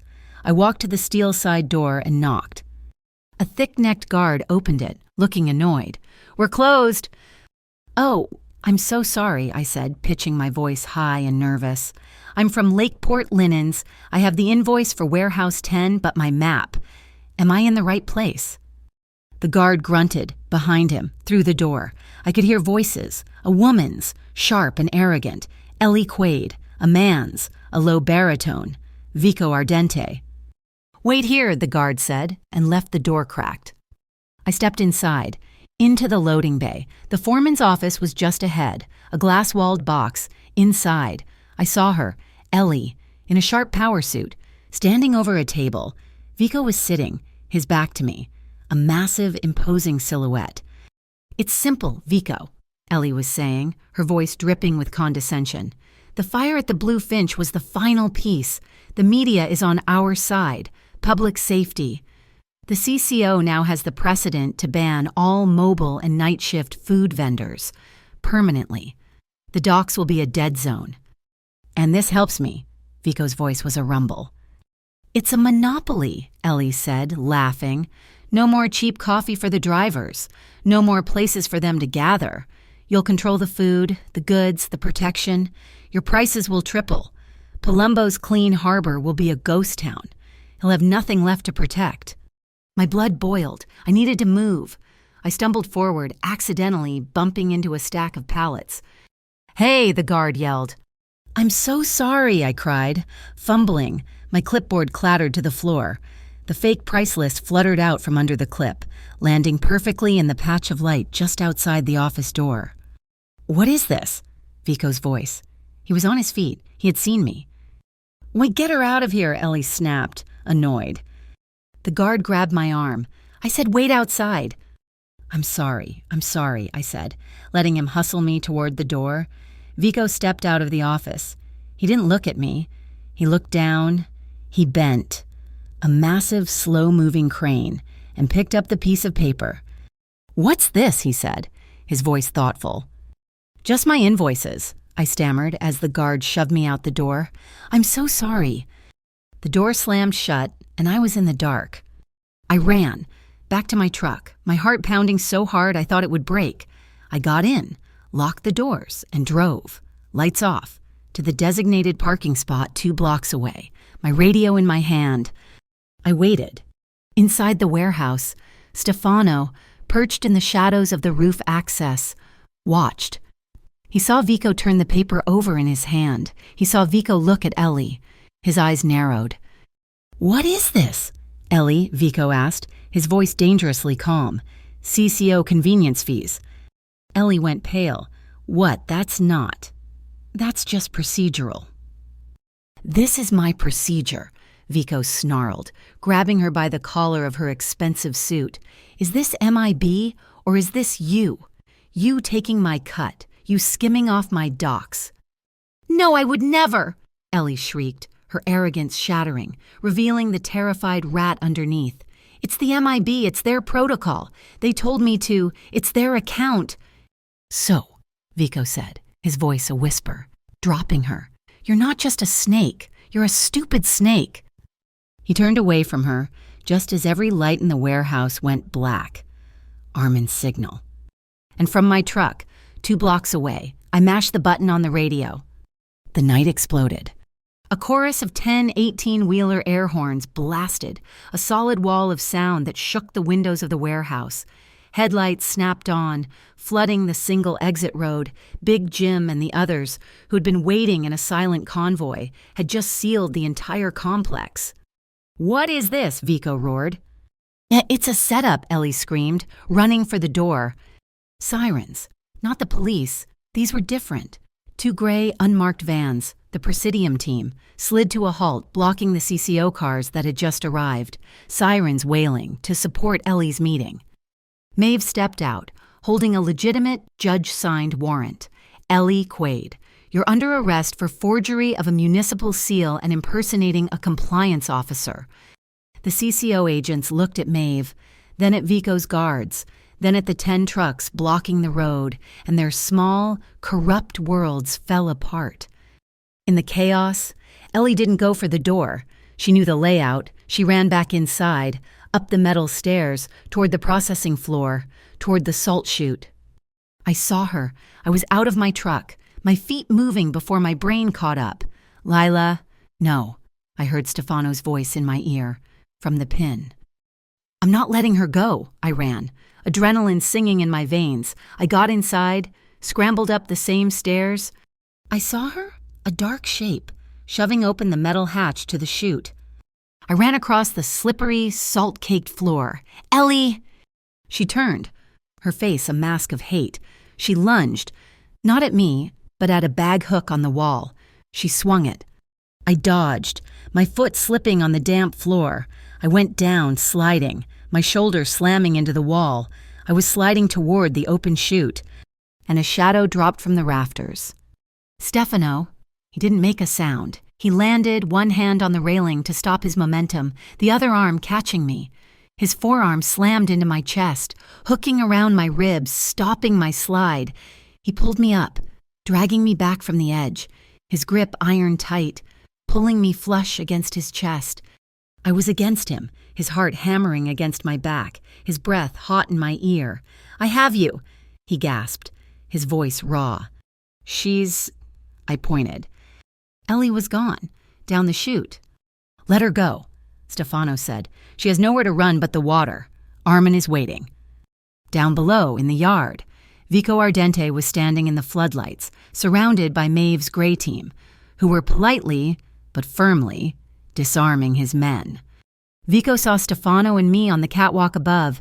He was an old lion, trapped. He reached into his coat and pulled a revolver. He didn't aim at Maeve.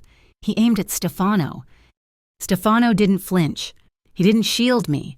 He just held me at his side and looked down at his rival. "Put it down, Vico!" he shouted, his voice echoing over the yard. Vico's hand was shaking. "Oh, to put it down and you keep the port," Stefano yelled. "You keep your roots. We sign a new deal. Raise it and you lose the whole city. Vico, you lose it all." Vico stared at him. He looked at the gun. He looked at Maeve's team, professional and calm. He looked at the 10 massive trucks, whose drivers were now getting out, holding tire irons. He had lost. He knew it. He slowly, deliberately, lowered the gun. He didn't drop it. He just opened his hand, and the heavy revolver thudded onto the asphalt. "A deal. Palumbo," Vico spat. "We make a deal." The concrete of the yard was a stage. The floodlights were merciless. Maeve appeared from the shadows, a tablet in one hand and a folded document in the other. Vico Ardente, his face a mask of thunder, was forced into a steel chair by 2 of his own men, who now looked to Maeve for orders. "This is the Frostline Accord." "Vico," Maeve said, her voice cutting through the night. It was not a negotiation. It was a statement of terms. "Presidium will cede all territorial claims to the North Harbor shipping line, effective immediately. We will not interfere with your logistics." Vico grunted, his eyes on the paper. "In return," Maeve continued, "La Niebla signs a permanent neutrality pact. You will have no further contact with the Mariners Integrity Bureau, Ellie Quaid, or any affiliated shell corporation. You will not interfere with any civilian-owned business in Lakeport. No protection fees, no harassment, no contact." She tapped the last line. "And you will publicly recognize the jurisdiction of the Rivermark District Court in the MIB investigation." "You're making me a rat," Vico spat. "I'm making you a survivor," Maeve countered. "Sign it, or I release the tape of you conspiring with Quaid to extort the city. This," she held up the document, "is a deal. That," she tapped her tablet, "is a life sentence." Stefano and I had come down from the catwalk. I was still breathing hard, my body thrumming with adrenaline. He was at my side, his hand a solid, warm presence on my lower back. Vico watched him, his eyes burning with a hatred so pure it was almost beautiful. He grabbed the pen and slashed his signature across the paper, as if his signature was a trigger. Maeve nodded to a tech at the edge of the light. "Do it." The tech hit a key. "We're live," he said. "Simultaneously," Maeve explained, looking at Vico. "My complete file on the MIB's extortion, their forged warrants, and Ellie Quaid's recorded confession from this evening has just been digitally filed with the Rivermark District Court. It has also been simultaneously live-streamed to the Lakeport Truckers' Nightnet and every media outlet in the city." Vico's head snapped up. He understood. It wasn't just a win for Stefano. It was a public execution. "As for Miss Quaid," Maeve added, almost as an afterthought. Armin appeared, his coat damp. He was dragging a soaking, sputtering, and handcuffed Ellie Quaid, who looked like a drowned rat. "Presidium found her attempting to flee the scene. We'll hold her for the Rivermark police on charges of forgery, extortion, conspiracy, and attempted arson." The corrupt CCO agents who had been frozen in the headlights were gone. They had scattered, disappearing into the night, their small, parasitic careers over. Vico Ardente, a man who had commanded the docks for 20 years, was beaten, but he wasn't broken. He rose from the chair, a massive, wounded bear. He looked at Stefano. "You have your victory. Palumbo. You have your paper." His voice was a low growl. "But you humiliated me. You did this in front of civilians." He spat the word. "I demand a debt of honor, a public word. My men, your men at the pier, now." It was an old-world gesture, a demand to save face, to show he was not a coward who signed a paper in the dark. Stefano looked at me. I saw the question in his eyes. He was giving me the choice. I nodded, just once. "We'll be there," Stefano said. Quay 7, where our truck was parked, was now a sea of people. The live stream, the radio chatter, the air horns. It had woken the entire night shift. Hundreds of drivers, cooks, stall owners, and dock workers stood in the cold, pre-dawn light, their faces illuminated by the headlights of their trucks. They were a silent, angry army. Vico stood on a loading ramp, flanked by his remaining men. He looked defiant. Stefano walked toward him, and I walked with him. I was not behind him. I was at his side. The crowd parted for us. "We had an agreement, Palumbo," Vico boomed, his voice carrying over the crowd. "A dispute between families. You broke it. You brought in the rats, the media." "You broke it first, Vico." Stefano's voice was calm, but it was not quiet. It was amplified by the silence of the docks. "You broke it when you put your hand on a civilian. She was a woman trying to make a living." Stefano cut him off. "You put your hands on her diner. You put your hands on her home. You put your hands on her son." A low, angry murmur rolled through the crowd. "My rules are clear," Stefano said, his voice resonating with a power I had never heard, the power of a true leader. "The harbor is our business. The city is our home. You do not burn a home." He looked at Vico. "I did not win this. Vico, you lost it when you went after her." He turned, not to Vico, but to me.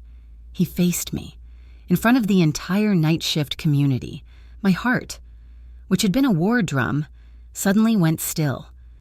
"I didn't save this dock," Stefano said, his voice softening, but still for everyone to hear. "I didn't end this. Someone else did.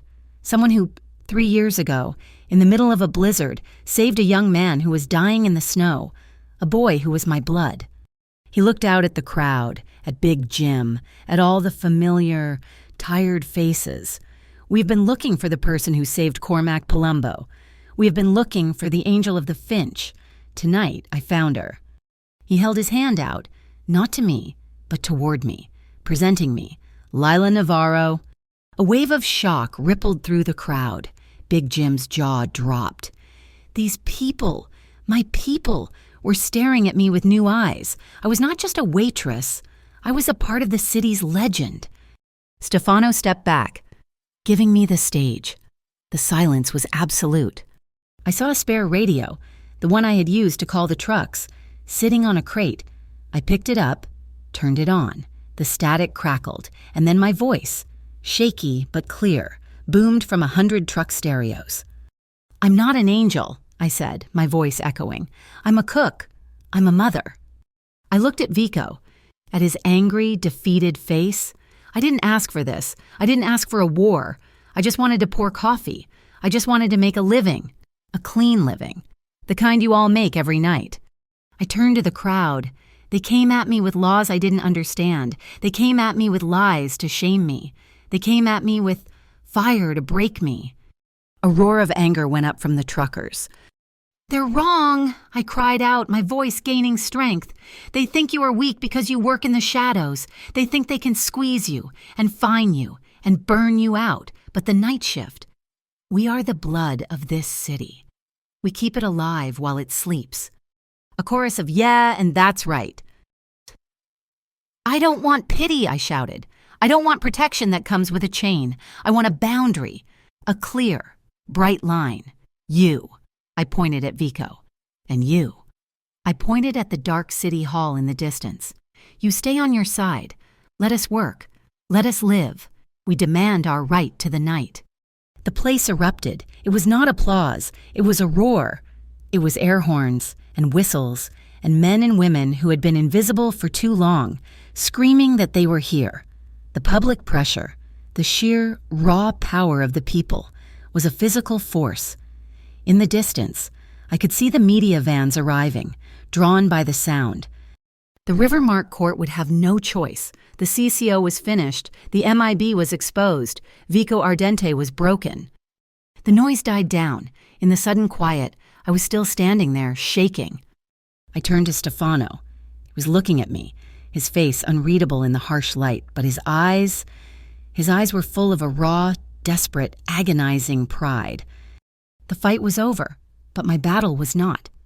I raised the radio, my hand trembling, my voice was quiet, but every single person was listening. "Stefano." He met my gaze. "You did this," I said, my voice thick. "You protected me. You shielded me. You gave me a wall." He was silent. "I have to ask," I whispered, the words tearing out of my heart. "In front of everyone, in front of my people." I took a breath. "This protection, this us. Are you doing this to hold me to own the angel who saved your blood? Or are you doing this to share a life?" The entire city held its breath. I had just demanded his truth, in the one place he could not lie. He walked toward me, and he didn't rush. He was deliberate. He stopped, just an inch from me. He was not a king. He was not a boss. He was a man, stripped bare. "Lila," he said, his voice so low, so raw, only I and the microphone could hear it. "I don't want to hold you." He reached into his pocket. He didn't pull out a ring. He didn't kneel. He pulled out the stainless steel key to the food truck. He pressed it into my hand, the one with the scar. He closed my fingers around it. "I want to share," he said, his voice breaking. "Just for a second. You're the owner. You're the boss. I'm just the co-pilot." He was not binding me. He was unbinding me. He was giving me the one thing I had ever wanted, the choice, the keys. My fist closed around the key. I was free, and in that freedom, I was his. A long, low roll of thunder cracked across the sky. The storm had finally, truly broken. The battle was over. The waves were still high, but the rain had stopped. The blue finch was reborn. It did not rise from the ashes of the old diner. I had left that charred shell, a monument to the war we had won.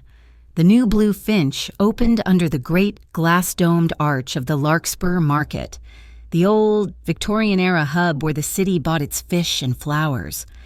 It was not a diner. It was an open kitchen, a long, polished oak counter, and 20 mismatched tables that spilled out onto the cobblestones. Safe from the Lakeport rain, the lease was in my name, and my name alone, Lila Navarro. When I signed the papers, Maeve Dorian was there, but she was not a fixer, she was a customer. She drank my coffee, paid in cash, and left a 20% tip. Maeve's world had changed too. Her victory at Warehouse 13 had been so total, so clean, that the terrified city council had offered her a newly created seat on the Lakeport Port Council. Civilian oversight. The city, desperate for transparency after the MIB scandal, had demanded a watchdog. They got a wolf. Maeve's power was no longer in the shadows. It was in the minutes of the city record. Power had shifted, restructured, without a single shot fired. Even Vico Ardente, the old lion, kept his word. The North Harbor routes were his, and he choked them. But the night shift was mine. My old regulars, the truckers and the dock workers, ate at my counter, and no one came to collect. Vico had sealed the new treaty. One morning, a week after we opened, I arrived to find a small, potted plant by the door. Blue morning glories, their vines already curling toward the light. Big Jim, sipping his coffee, had grunted. "Bindweed," he'd said. "It means a truce. The war is over." The peace was real, not just a pause. I saw it one bright Tuesday afternoon, on the steps of the market. Noah was sitting on the top step, his legs swinging. Sitting next to him was a tall, lanky teenager, maybe 17, with a quiet face and Stefano's eyes. It was Cormac. He had found me. He had walked into the diner, looked at me, and just said, "Thank you." Now, he came by once a week. He was teaching Noah how to fold paper, not boats. "This one," Cormac said, his fingers moving in a blur of expertise, "is the crane. My uncle taught me. It means you get a wish." Noah laughed, a high, clear sound that echoed in the glass dome. He was trying to fold his own, his small hands mashing the paper. There was no harm. There was no danger. Just the rustle of paper and the sound of my son laughing in the sun. The nights were the new rhythm of my life. The work was hard. the same as it had always been, but the air I breathed was different. One evening, a hard November rain hammered the glass roof high above, a comforting, steady drum. We had sold out. I was cleaning up, and Stefano was there. He was always there now, at the end of the night. He was standing in my kitchen, his suit jacket off, his white sleeves rolled up to his elbows. He was drying dishes, and he was, without question, terrible at it. "You missed a spot," I said, taking a bowl from his hand to rinse it again. "I am being thorough," he rumbled, his voice a low, defensive vibration. I smiled, moving past him to the sink, bumping his hip with mine. "You're being slow." He stopped, the towel in his hands. He just watched me, my hands in the hot, soapy water, the frantic, desperate energy of the food truck. The high-stakes fear had settled. It was gone. In its place was this, a quiet, domestic warmth. His hand entered the water, reaching for the same bowl I was. His fingers brushed mine, tangling for a second. It was not an accident. We both froze. That simple underwater touch was more charged, more real than the desperate kiss on the rooftop. My heart did a slow, heavy turn. I pulled my hand back, my breath catching. We need to order more onions for tomorrow." "I'll have Armin handle it," he started, his voice on the autopilot, the boss responding to a need. "No," I said. I turned, drying my hands, and faced him. I stressed the word, "we'll go to the market in the morning, together." He heard the word. He absorbed it. It was not a debt. It was not protection. It was not a bargain. It was just two people, in a kitchen, who would buy onions in the morning. His phone, on the steel counter, vibrated, the angry, insistent buzz of his old life, Maeve, or Armin, or the harbor. The Stefano who had walked into my diner would have answered it before the first ring was finished. He looked at it. I looked at it. He reached over, picked up the phone, and with a deliberate motion, he pressed the button on the side, silencing the call. He placed it, face down, on the counter. He was learning to be still. "The onions," he said, turning back to me, "can wait." He picked up the dish towel, a small, unused smile playing on his lips. "You should know," he said, attempting to dry a plate with a look of intense, grim seriousness. "I'm very good at this. I have never failed at a domestic task." I laughed, a real, warm sound. I took the plate from him. It was still wet. "You are a terrible dishwasher, Stefano." He started to object. I put the plate down, and my smile faded, just a little. I reached out and put my hand on his forearm, on the rolled-up sleeve. "Your only failure, Stefano Palumbo," I said, my voice quiet, but clear in the kitchen, "is that you have spent your entire life not believing you deserve to be this peaceful." He went still. The water dripped. The rain hammered the glass roof. He looked at my hand on his arm, then at my face. He wasn't a boss. He wasn't a warrior. He was just a man, being seen. "I'll try," he whispered, his voice rough. He leaned in, and I met him. And in the warm, yellow light of my kitchen, surrounded by the smell of soap and the faint, sweet scent of onions, he kissed me. It was not a kiss of passion or relief or desperation. It was a kiss of arrival. It was a promise. It was the law of a new life. The old, flickering sign was gone. The new one, the one I had painted myself, hung bright and clear over my counter. Blue Finch open late, open kind.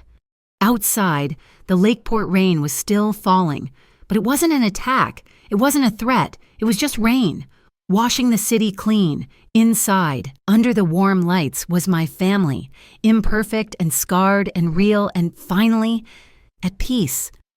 Thank you so much for listening to this story. I would absolutely love to know where you're listening from. So please comment below and let's all share our thoughts. Please subscribe to my channel, Mafia Boss Stories, like this video, and give it a huge boost by hitting that hype button so more people can hear this story.